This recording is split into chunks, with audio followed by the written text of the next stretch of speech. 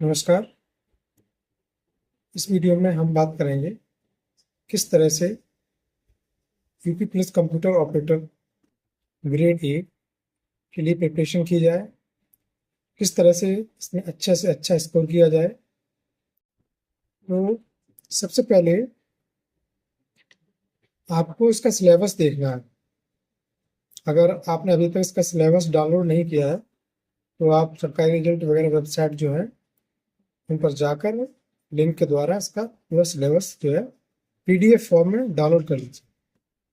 देखिए, बिना सिलेबस को देखे प्रिपरेशन करना मतलब आप ये समझ लीजिए कि आपको पता ही नहीं है कि आपको किस टारगेट पे निशाना लगाना है और आप निशाना लगा रहे हैं।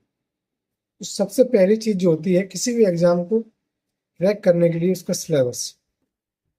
आपको सबसे पहले उसके सिलेबस पर फोकस करना है। आखिर उसके सिलेबस में क्या लिखा है, ये बहुत ही महत्वपूर्ण चीज़ है।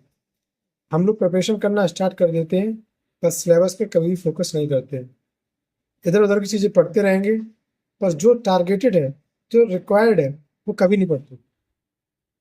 तो सबसे पहले आपको इसका सिलेबस डाउनलोड कर लेना है। सिलेबस में आप देखना है कि इसमें जो ज़्यादातर जो पूछा जाता है वो नेटवर्किंग, बूलियन अलजेब्रा और नंबर सिस्टम। ये 3 चैप्टर बहुत अच्छे चैप्टर हैं और एक है डाटाबेस मैनेजमेंट सिस्टम, डीबीएमएस। अगर आपने इन 4 चैप्टर्स पर अच्छे से पकड़ बना ली, इनके अच्छे से एमसीक्यू प्रैक्टिस कर लिए, तो आप आराम से 50 प्लस कंप्यूटर में स्कोर कर लेंगे। 80 क्वेश्चन में 50 प्लस। तो उसके बाद जब आप सिलेबस एक बार इसका देख लें अच्छे से, एक एक टॉपिक को आप उठाइए। अगर आपने कोई बैच ले रखा है तो उससे कंप्लीट कीजिए, या फिर आप डायरेक्ट गूगल से सर्च करके, चैट जीटीपी का यूज़ करके उन सभी टॉपिक्स को एक एक करके पढ़ लीजिए सिलेबस के अकॉर्डिंग। इसका जो आपको बेसिक है वो सबका पता कर लीजिए अच्छे से। एक बार आपने सबका बेसिक क्लियर कर लिया, उसके बाद आप प्रैक्टिस की बारी आती है। तो प्रैक्टिस के लिए आपको टेक्स्ट बुक का यूज करना है। टेक्स्ट बुक के जो मॉक्स होते हैं वो एकदम से स्टैंडर्ड क्वालिटी के होते हैं। तो उसमें जो चैप्टर वाइज हैं, सब्जेक्ट वाइज हैं, वो सारे पहले मॉक लगा लीजिए।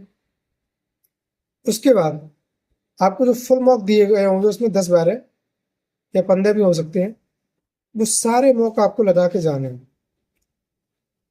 वो किस तरह से लगाने हैं?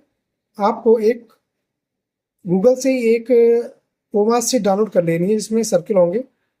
उन सर्किल्स को आपको ऑफलाइन फिल करना है। टेक्स्ट बुक पे मॉक देखना है ऑनलाइन और ऑफलाइन उनको डार्क करना है।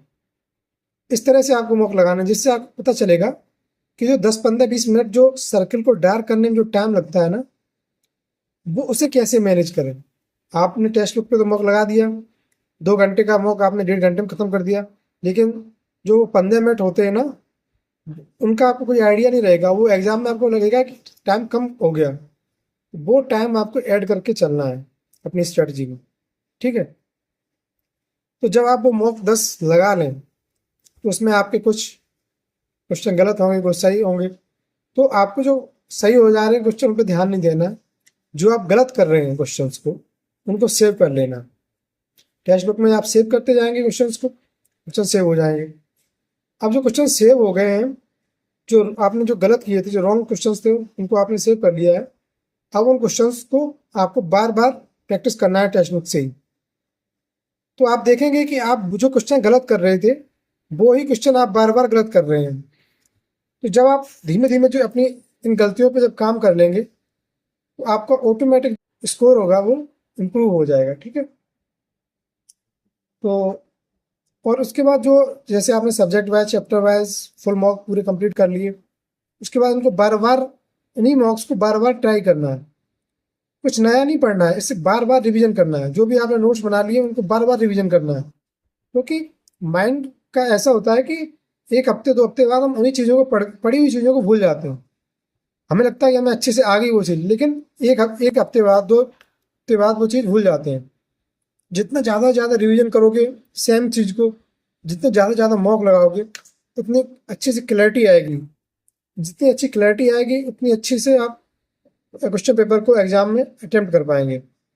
ठीक है, और इसमें नेगेटिव मार्किंग है नहीं, तो आपके अंदर जितनी क्लैरिटी होगी, आप जितने अच्छे क्वेश्चन अटेम्प्ट कर लेंगे, उसके बाद जो कुछ क्वेश्चन बचेंगे उसमें आप अच्छे से एलिमिनेशन करके, गैस वर्क करके भी कुछ सही क्वेश्चन निकाल लेंगे, और जिससे आपका स्कोर बहुत अच्छा हो जाएगा। तो ये तो आपकी रही रिटन एग्जाम को क्वालिफाई करने की स्ट्रेटजी। और टाइपिंग को कैसे क्वालिफाई करें, अगर आप ये भी जानना चाहते हैं तो आप इसके लिए कमेंट करें, लाइक करें, सब्सक्राइब करें। इसके बाद मैं आपके लिए वो भी वीडियो लाऊंगा। धन्यवाद।